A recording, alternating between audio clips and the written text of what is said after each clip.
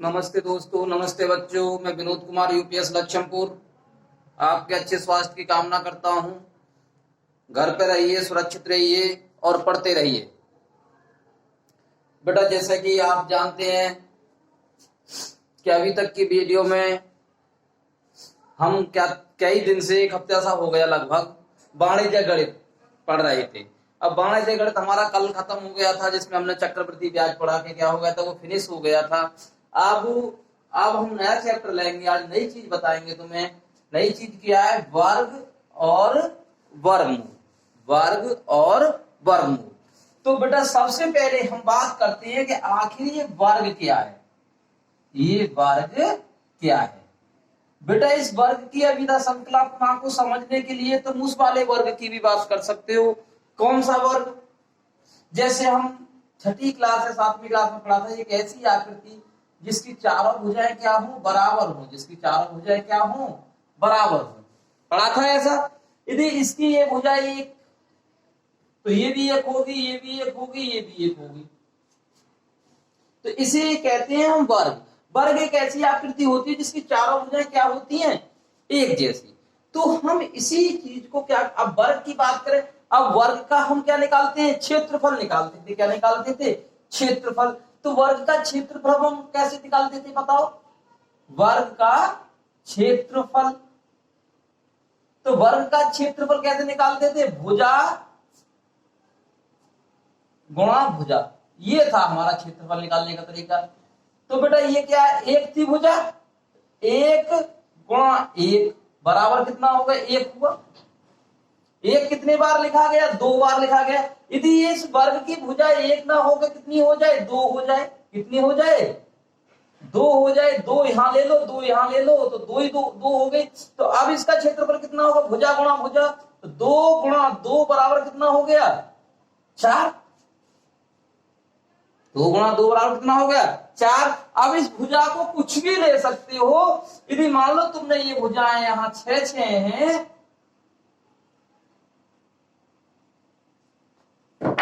ये भुजा कितनी है तुम्हारी? 6। ये 6, तो सभी भुजाएं बराबर होंगी। तो इसका क्षेत्रफल कितना हुआ? 6 गुणा 6। 6 की 6 में गुणा करेंगे कितना हो गया? 36। तो ये क्षेत्रफल निकालने का तरीका। अब दूसरी, अब तुम पहुंचो घातांक पे। किस पे पहुंचो? घातांक पे। देखो बेटा, एक संख्या एक ये लिखी हुई है, 2 बार लिखी हुई है, तो इसको हम 1 की घात 2 लिख सकते हैं। गुणा में घातें जुड़ती है, इस पे भी 1, इस पे भी 1, इस पे 1, तो इसकी घात कितना लिख सके? 2 की घात 2 लिख सके। इसे कितना लिख सकते हैं? 6 की घात 2 लिख सकते हैं। और भी हो तो ये क्या है? अब इसको नाम क्या दे रहे हो तुम? वर्ग कह रहे हो। क्या कह रहे हो? वर्ग। तो 1 का वर्ग कितना आया? 1। 2 का वर्ग कितना आया? 4। 6 का वर्ग कितना आया? 36। 6 का वर्ग क्या है? 36। अर्थात किसी संख्या की यदि हम घात कितनी कर दें? 2 कर दें, किसी भी संख्या की घात कितनी कर दें? 2 कर दें, तो उसे क्या कहते हैं? वर्ग कहते हैं। जैसे कि कितना होगा? 7 की घात 2 हो गई। कितनी होगी? 7 की घात 2। तो इसका मतलब 7 गुणा 7, सब चीज यहीं से है। किससे? वर्ग के क्षेत्रफल से जुड़ा हुआ होता है वर्ग।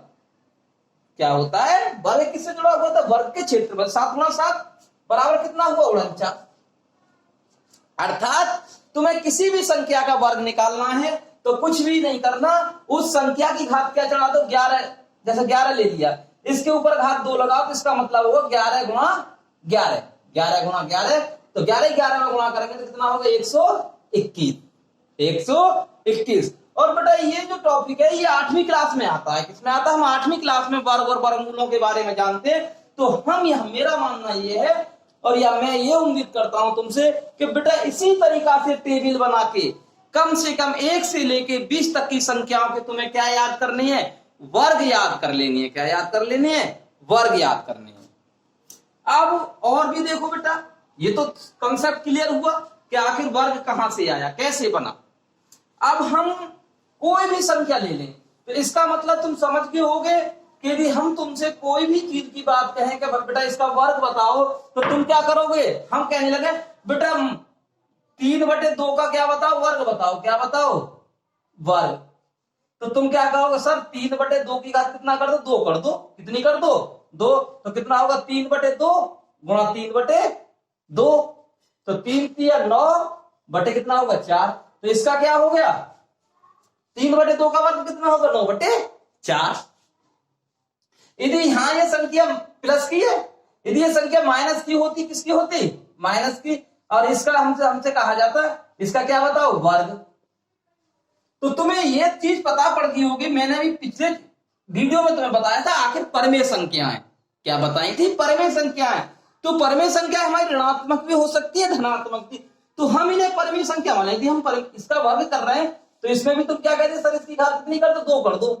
कितनी कर दो? 2। तो 2 करते तो ये -3/2 और -3/2।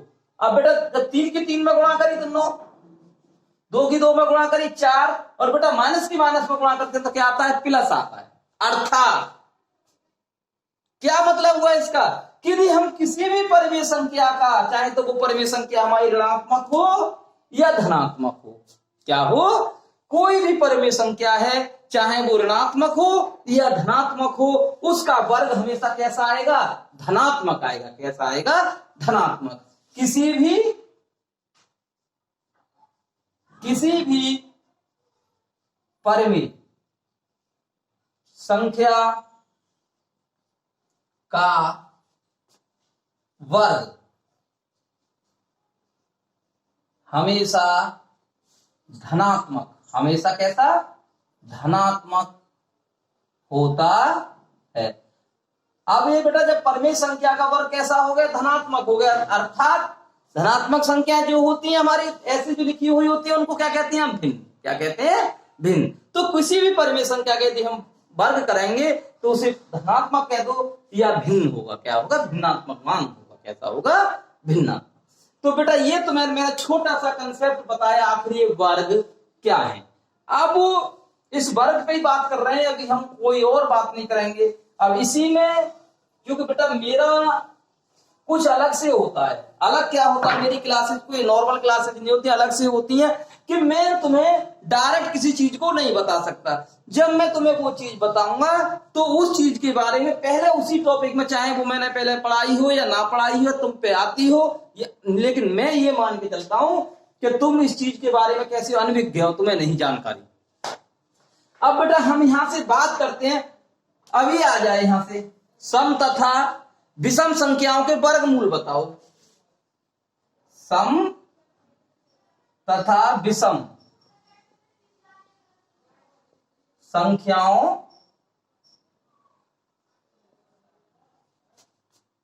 के वर्ग बताओ। क्या बताओ? वर्ग बताओ।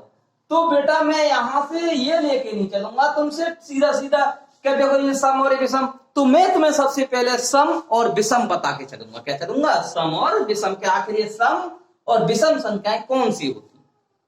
तो सम संख्याएं कौन सी होती है बेटा? ध्यान रखना, सम संख्याएं वो होती हैं, सम संख्याएं या सम संख्या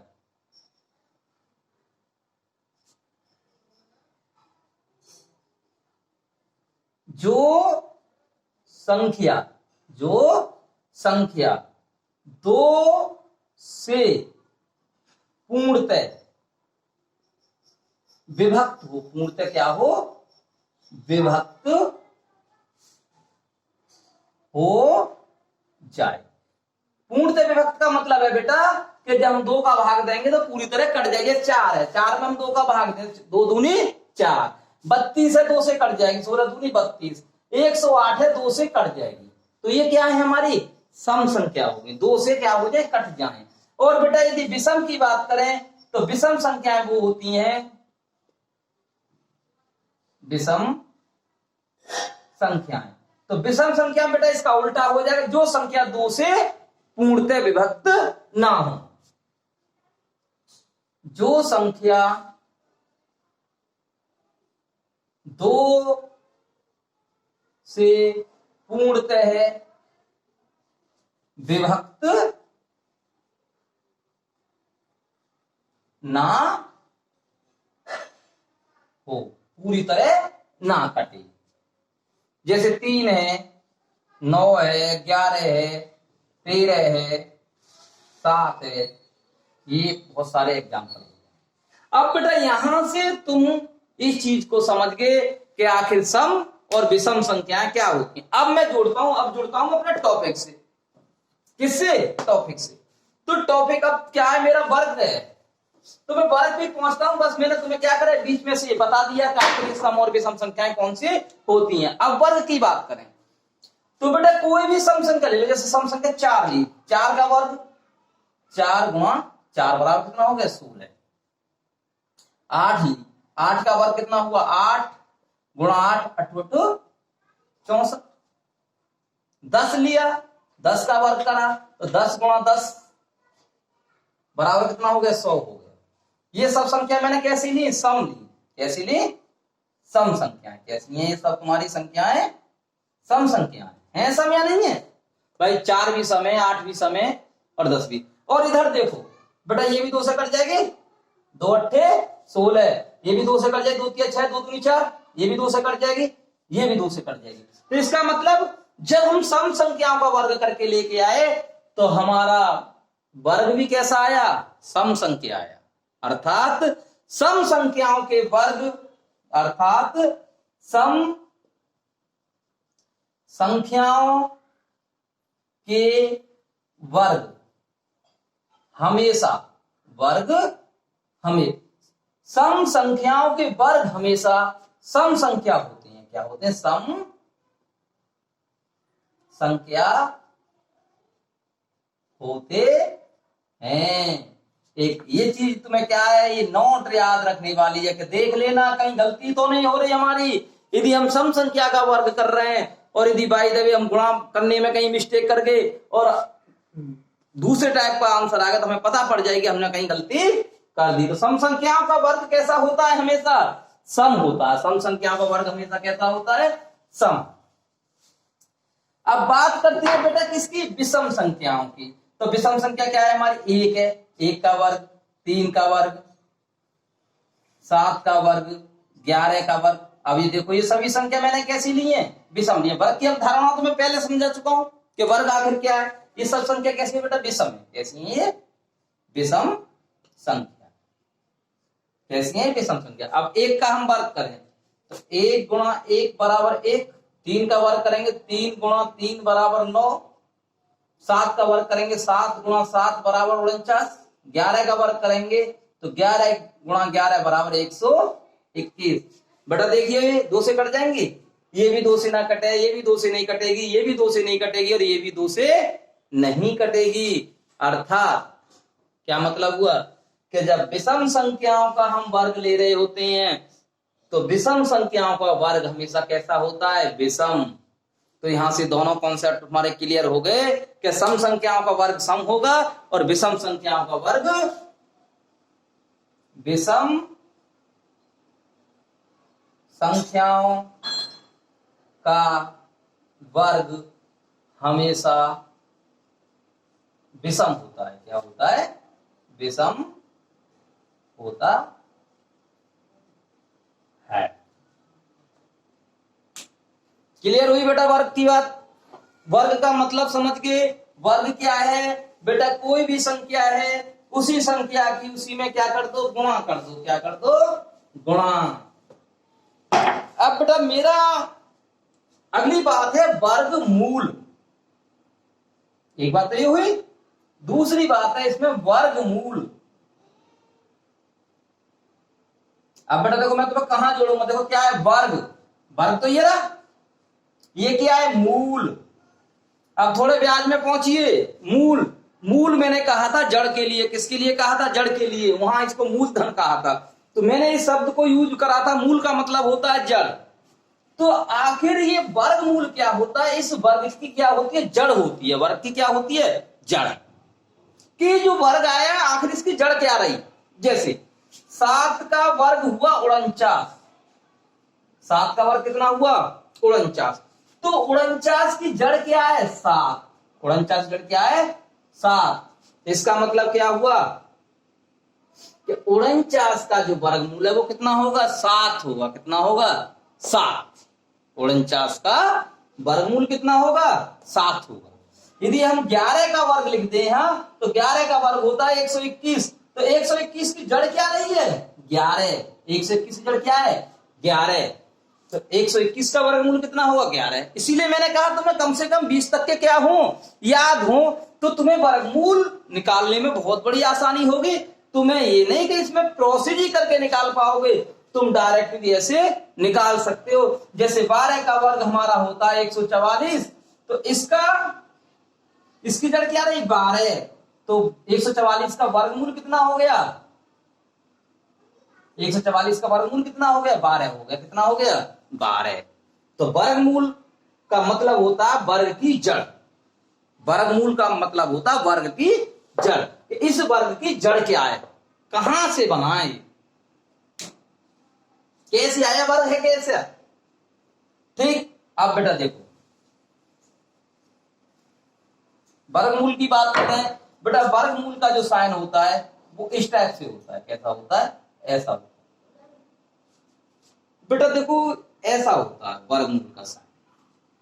इस साइन पे यदि यहां 3 लिख दें तो ये हो गया घनमूल, यहां 4 लिख दें तो ये हो गया चौथा मूल, यहां 6 लिख दें तो ये हो गया छठा मूल। यदि यहां इसमें ये जो गर्दन सी दे रखी है, तुम्हारी भाषा में समझाने की कोशिश कर रहा हूं, यहां यदि गर्दन सी दे रखी है, इसमें जो लिखा हुआ है वो ही उस संख्या का वो क्या पूछ रहा है, उतना ही मूल पूछ रहा है। यदि यहां 3 लिखा है तो इसका मतलब कि घन मूल पूछ रहा है, यानी तीसरा मूल पूछ रहा है। और यदि यहां वो लिख दे 6 तो इसका मतलब वो छठा मूल पूछ रहा है। और यदि उसने कुछ नहीं लिखा, यानी लिखा कुछ नहीं लिखा, तो समझ जाओ बेटा उसका तो वो वर्गमूल ही पूछ रहा है।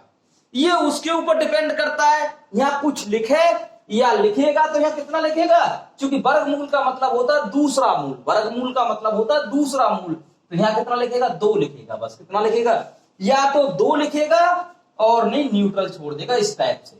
तो ये होता है वर्गमूल का क्या निशान।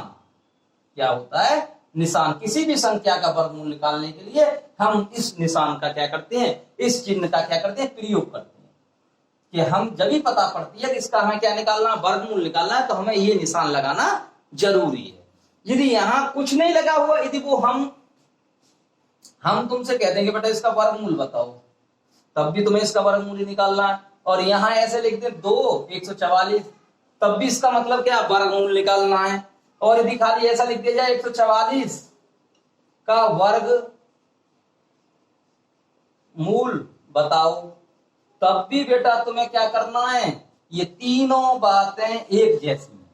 यहां इसने निशान लगा के दे दिया और यहां तुमसे क्या कह रहा है कि तुम पे वर्गमूल का निशान लगाता आता है या नहीं आता। वो क्या चाह रहा था तुमसे कि तुम पे वर्गमूल का निशान लगाना आता है या नहीं आता। तो बेटा इसमें वर्गमूल का क्या लगा दो, निशान लगा दो, इस तरीका से 144। ठीक, समझ में आई बात? यहां तक की बात समझ में आई।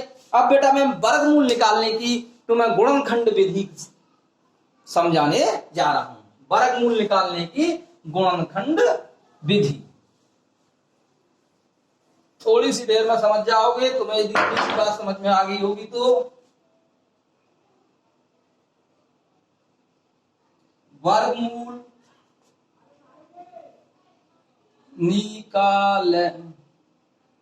निकालने की गुणनखंड विधि। कौन सी विधि? गुणनखंड विधि। बेटा इसका नाम गुणनखंड विधि क्यों लिया? क्योंकि बेटा जब आगे की दूसरी विधि होती है वर्गमूल निकालने की भाग विधि। क्या होती है? भाग विधि। तो बेटा यहां नाम हम इस फर्स्ट विधि की बात करेंगे आज, और सेकंड विधि की बात करेंगे कल। कब करेंगे? कल। यदि वर्ग और वर्गमूल तुम्हें सीखने हैं तो बेटा ये दोनों विधि तुम्हें जरूर सीखनी होंगी कि आखिर ये वर्गमूल होता क्या है। छोटे सवालों के तो हम गुणनखंड विधि से निकाल देते हैं, और जब बड़े सवाल हो जाते हैं तो हम कौन सी विधि यूज करते हैं? भाग विधि। तो बेटा आज हम पहली विधि को लेकर काम शुरू करते हैं। कौन सी है पहली विधि हमारी? वर्गमूल निकालने की गुणनखंड विधि। गुणनखंड विधि क्या होती है बेटा? छोटा तो सवाल लेता हूं, एक ज्यादा बड़े सवाल लेके फंस जाते हैं। कैसे? देखो अभी यदि हम एक सवाल ले लें इस टाइप से 144, या तो ऐसे या 144 का वर्गमूल बताओ। कौन सी विधि यूज कर रहे हैं हम? गुणनखंड विधि। तो बेटा हम क्या करेंगे, यहां एक ब्रैकेट लेंगे अलग से, ये संख्या तो हमारी यहां से हल में यहां लिख देंगे कि ये तो हमारी यहां संख्या है ही 144। अब 144 यहां लिखेंगे 44। बेटा देखो 2 से कट जाएगी, क्योंकि 2 सत्ते 14 और 2 दूनी 4, फिर 2 से कट जाएगी, 2 तिया 6 और 2 छिक्के 12, फिर 2 से कट जाएगी, 2 एकम 2, 2 अट्ठे 16, फिर 2 से कट जाएगी, 2 नीम 18। अब 2 से कट जाएगी? नहीं कटेगी, क्योंकि सम आ गई संख्या। सम रहेगी तब तक तो 2 से कटनी है ही, सम संख्या तो 2 से कटती रहेगी। अभी सम आ गई तो 3 तिया 9, 3 एकम 3। बेटा इसके गुणनखंड तब तक करते हुए चले जाते हैं, तब तक गुणनखंड करते हैं जब तक नीचे कितना नहीं आ जाता, 1 नहीं आ जाता। तो इसे बोलते हैं हम इसके गुणनखंड, अभाज्य गुणनखंड। क्या करा है हमने? ये अभाज्य गुणनखंड। अभाज्य गुणनखंड का मतलब ये 2 का और कोई छोटा रूप नहीं लिख सकते, 3 का कोई और छोटा रूप नहीं लिख सकते। तो बेटा अभाज्य, आप देखो इस 144 से कितने बनाए हमने अभाज्य गुणनखंड, उन्हें इसके अंदर लिख दो। 1 2 3 4, 4 तो 2 2 के और 2 3 3 के लिख दिए। वर्गमूल बताया मैंने, वर्गमूल क्या होता है? दूसरा मूल। कितना? दूसरा मूल। तो 2 2 के जोड़े बना दो। कितने के बना दो? 2 2 के जोड़े। बन के 2 2 के जोड़े, इनमें से एक एक बाहर निकाल कर रख दो। इसमें 2 आ गया, इसका भी 2 आ, गुणा का निशान लगाते चले जाओ। 2 दूनी 4 तिया 12। तो बेटा इसका आंसर कितना हो गया? 12 हो गया। इसका आंसर कितना हो गया? 12 हो गया। कितना हो गया? 12। ठीक, समझ में आ रही है बात? तो जब गुणनखंड विधि हम जब यूज कर रहे होते हैं तो हम बेटा वहां क्या करेंगे? अभाज्य क्या करेंगे? उसके गुणनखंड करेंगे। अभाज्य गुणनखंड करते हुए चले जाएंगे और हम उसके वर्गमूल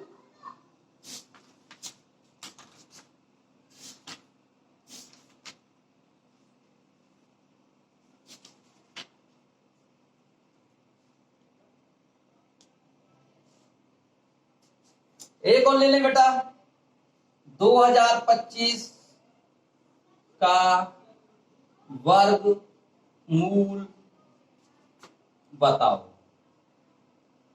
2025 का क्या बताओ? वर्गमूल बताओ, ये सवाल है। तो इसका बेटा निशान कैसे लगेगा? ऐसे निशान लगेगा, ये हो गया। अब यहां ब्रैकेट बनाइए और 2025 को यहां लिख लीजिए। अब बेटा देखो लास्ट में 5 आ रहा है, क्या आ रहा है? 5। तो ये संख्या 5 पे क्या हो जाएगी? कट जाएगी। कैसे? 5 चौक 20, 2 में भाग नहीं जाएगा, ना जाने की 0 पचम 25, फिर 5 से कट जाएगी। देखो 5 अट्ठे 40 और 5 एकम 5। अब किससे कटेगी? 9 से कट जाएगी, 9 से भी कट जाएगी, 3 से भी कट जाएगी। किससे कट जाएगी? 3 से कट जाएगी। देखो 3 दूनी 6, 3 सत्ते 21, फिर 3 से कट जाएगी, 3 नीम 27, फिर 3 से कट जाएगी, 3 तिया 9, फिर 3 से कट जाएगी, 3 एकम 3। और जब तक काटते हुए चले जाओ जब तक क्या ना आ जाएगा? नीचे 1 ना आ जाएगा। क्या ना आ जाएगा? 1। तो इसके अभाज्य गुणनखंड क्या बने? 2 5 के हैं। कितने हैं? 2 5 के और 4 3 के हैं। एक जोड़ा ये बना, एक जोड़ा ये बना, एक जोड़ा ये बना। अभी मैंने बताया जोड़ा कितने के बनाएंगे हम? 2 2 के जोड़ा बनाएंगे। कितने के बनाएंगे? 2 2 के। तो ये 5 इसमें से ले लिया, 3 1 इसमें से आ जाए, 1 3 इसमें से आ जाए। कितना हो गया? 5 तिया 15 थी 45। तो बेटा इसका वर्गमूल कितना हो गया इस सवाल का? 45 हो गया। इसका वर्गमूल कितना हो गया? 45 हो गया। कितना हो गया? 45। अब बेटा ये तो हमारी पूर्ण संख्याओं की बात कर रहे थे। अब देखो एक आध कोई भिन्न के रूप में भी सवाल हो सकता है।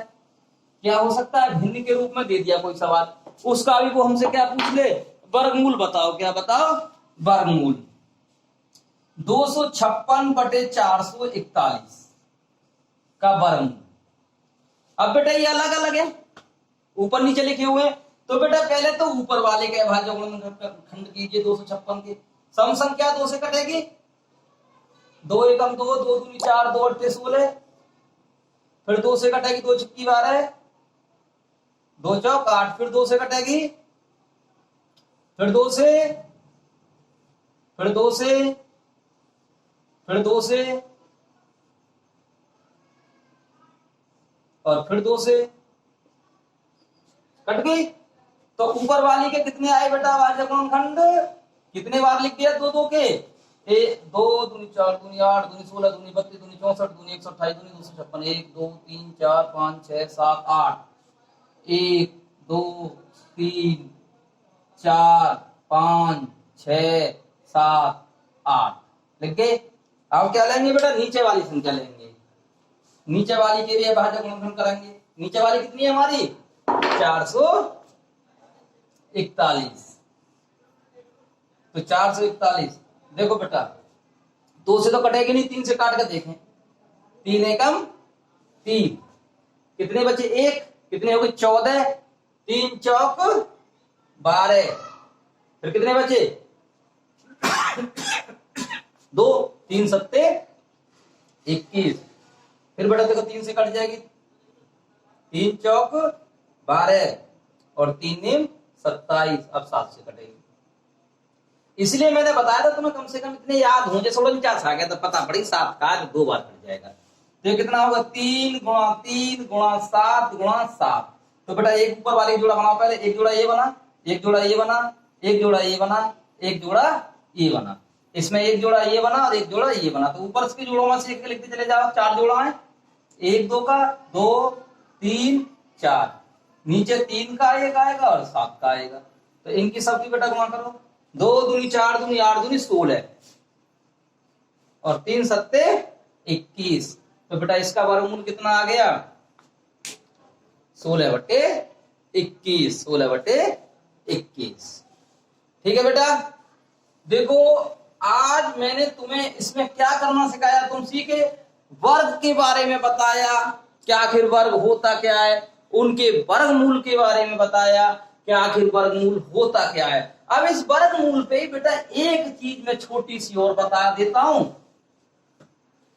वर्गमूल बेटा हमेशा ध्यान रखना, कोई भी संख्या हो, कोई भी पूर्ण संख्या है, पूर्ण वर्ग संख्या है, तो उसका जो वर्गमूल होता है धनात्मक भी हो सकता है और ऋणात्मक जरूर होगा, धनात्मक भी हो सकता है और ऋणात्मक भी हो सकता है। जैसे हम इस 16 का वर्गमूल निकाले तो 16 का वर्गमूल बेटा +4 भी हो सकता है और -4 भी हो सकता है, +4 भी हो सकता है और -4 भी हो सकता है। इसी तरीका से हम 25 का निकालें तो बेटा 25 का कितना होता है 5 होता है, तो बेटा प्लस का भी हो सकता है और माइनस का भी हो सकता है। तो तुम यहां से इस चीज को खाली अपने दिमाग में याद रखना, हालांकि जब वर्गमूल निकालते हैं तो हाँ हमेशा हम प्लस वाले धन वर्गमूल ही निकालते हैं, क्या निकालते हैं धन वर्गमूल, और लेकिन किसी की पता ना पड़े कि वो 4 के वर्गमूल को यहाँ प्लस का 4 ना देके माइनस का 4 बताने लग जाए। तो तुम्हें ध्यान रखना किसी भी पूर्ण वर्ग संख्या का, किसी भी पूर्ण वर्ग संख्या का वर्गमूल धनात्मक व ऋणात्मक, धनात्मक व ऋणात्मक होता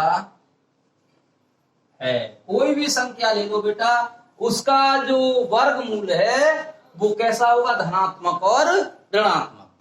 तो बेटा इसकी प्रैक्टिस करना और देखना इस वीडियो को पूरी को, इसमें से तुम्हें वर्ग और वर्गमूल निकालने की गुणनखंड विधि के बारे में क्या करोगे तुम सीख जाओगे, और इसके बाद में कल के लिए तुम्हें भाग विधि से वर्गमूल निकालने की बात सिखाएंगे।